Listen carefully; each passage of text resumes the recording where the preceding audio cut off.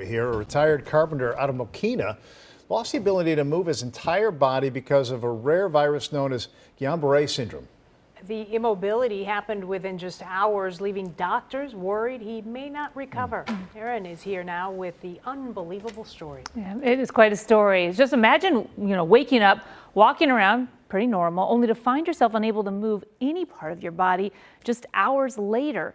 The story, this man's recovery, and then what he did next earned him the nickname Miracle Boy. In my pocket, I have a little pouch with a rosary in it. For 75 years, Bol carried this rosary. But miracles, that was just something he didn't buy into. I don't think of myself as a miracle person. A carpenter by trade, Bol relied on his own hands to get things done, until the day those hands stopped moving altogether. To have something like this happen where it just slams the door in your face and you can't do anything. Bol contracted a rare virus by the name of Guillain-Barré syndrome, which left him paralyzed from the neck down within a matter of hours. I'm laying there and I'm thinking to myself, if I can't move, I don't want my wife to have to take care of me.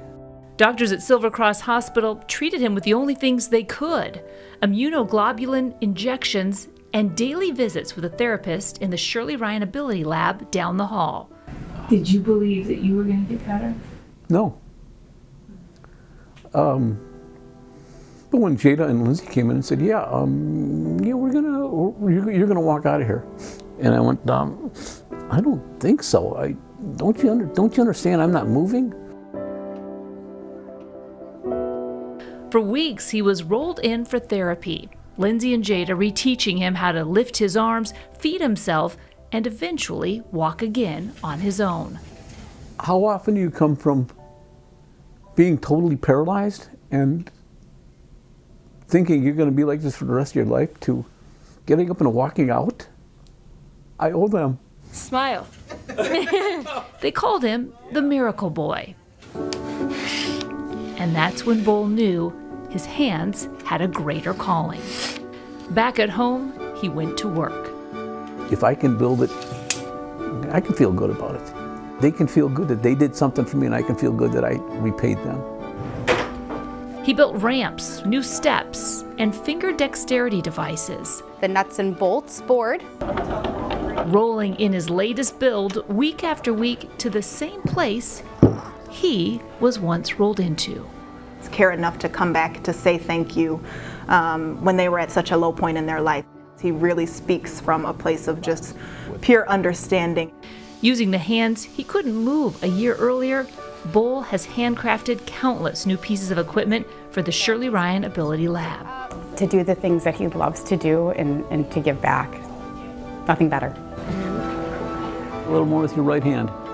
Bol building equipment and confidence in those sitting where he once was. You got to keep working them, Mike. I didn't give much thought of any muscles moving when I came in. I walked out of here. Since this ordeal here, yeah, I guess it's changed my whole life.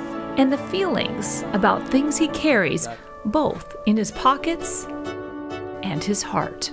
So maybe it was a miracle. Yeah, let's say it was a miracle.